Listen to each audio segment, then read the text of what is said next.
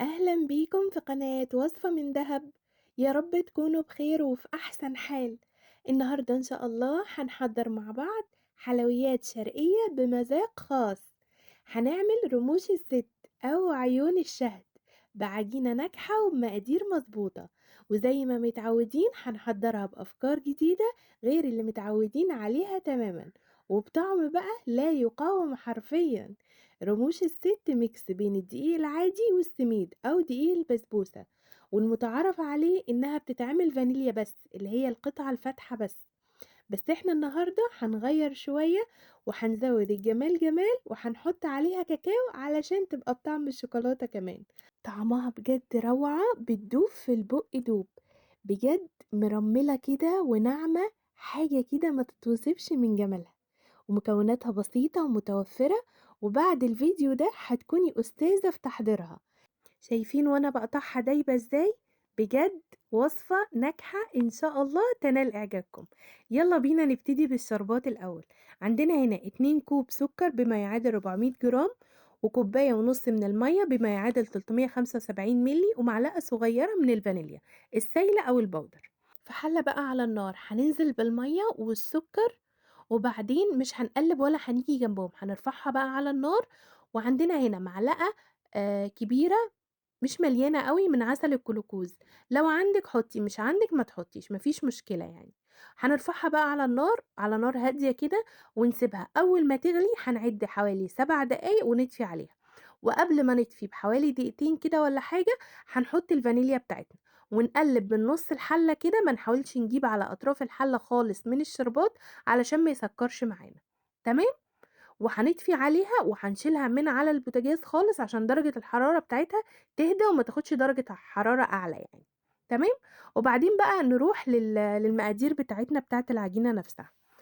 عندنا هنا 2 كوب ونص دقيق أبيض بما يعادل 320 جرام، و3 بيضات هناخد منهم صفار بيضة لتغطية الوجه، اللي هو تغطية القطع يعني، ونص كوب سكر بما يعادل 100 جرام، ومعلقة صغيرة من الفانيليا، ومعلقتين صغيرين ممسوحين من البيكنج باودر، ومش عايزين نزود بيكنج باودر عشان ما حجمها ما يكبرش، ونص كوباية من الزيت بما يعادل 120 جرام، ونص كوباية من الزبدة بدرجة حرارة الغرفة بما يعادل 125 جرام.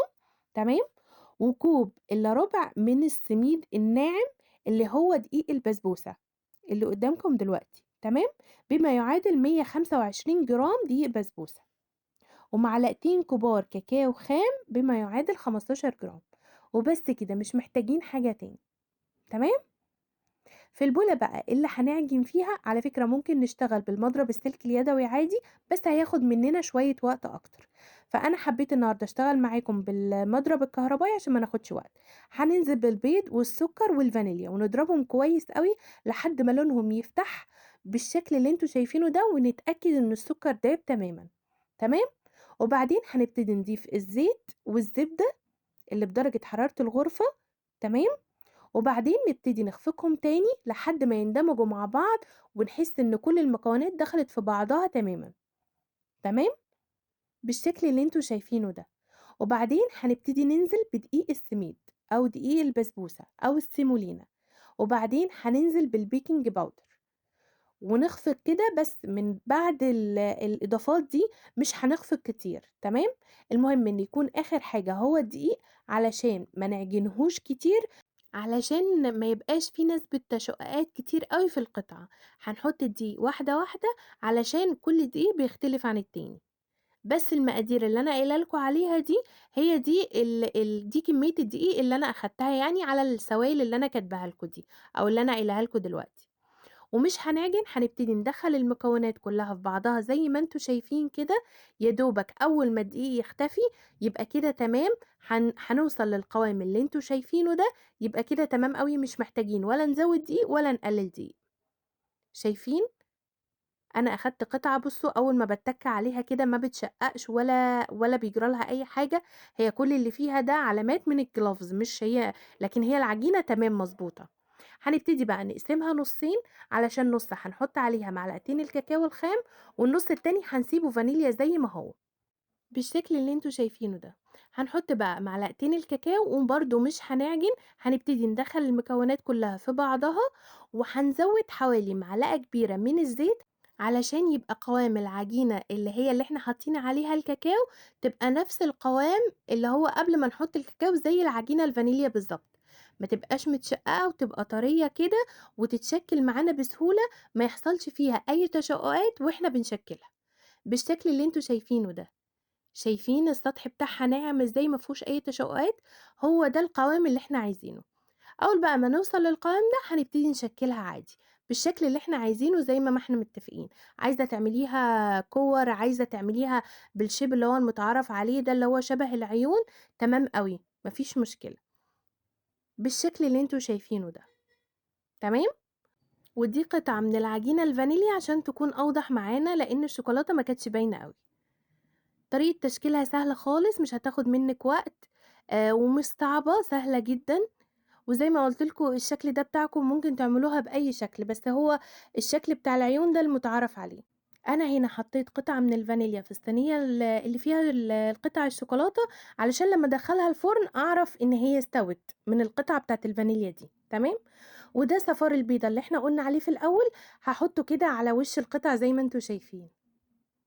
تمام، وبعدين بقى هادخّلها الفرن اللي إحنا مشغّلينه من قبلها بشوية على درجة حرارة 180 وهنراقبها لإن هي ما بتاخدش وقت، وهنكونوا مشغّلين الفرن من تحت ومن فوق، وأول ما تطلع من الفرن هنروحوا حاطين عليها الشربات بتاعها على طول، لإن هي لو غِبتِ عليها شوية بتنشف وما بترضاش تشرب الشربات، يبقى لازم أول ما تطلع نكونوا مجهّزين كل حاجة جنبينا ونسقيها بالشربات على طول.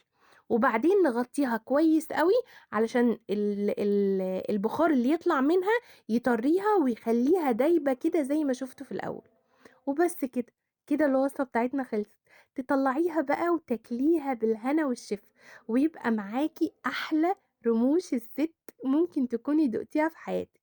تبتدي بقى تزوّقيها بالشكل اللي أنتِ عايزاه، ممكن تحطّي عليها على وشّها جوز هند، ممكن تحطّي عليها الفرافيش زي ما أنا حاطّة كده، أي حاجة ممكن تحطّيها على وشّها، وممكن كمان تسيبيها سادة زي لو أنتِ عايزة يعني. بس بجد تجربة ناجحة جدًا، واللي بالشوكولاتة دي طعمها خيال، بجد يا جماعة لو جرّبتوها وعملتوها هتعجبكم جدًا، وإن شاء الله بإذن الله هتعتمدوها ومش هتعملوا غيرها. إن شاء الله تجربوا الوصفة وتعجبكم وتقولوا لي رأيكم في الكومنتات، ومن فضلكم لو عجبكم الفيديو ما تنسونيش في اللايك والاشتراك في القناة والضغط على علامة الجرس عشان يوصل لكم كل جديد، وتشيروا الفيديو بقى لقرايبكم وحبايبكم على قد ما تقدروا، ومع ألف سلامة.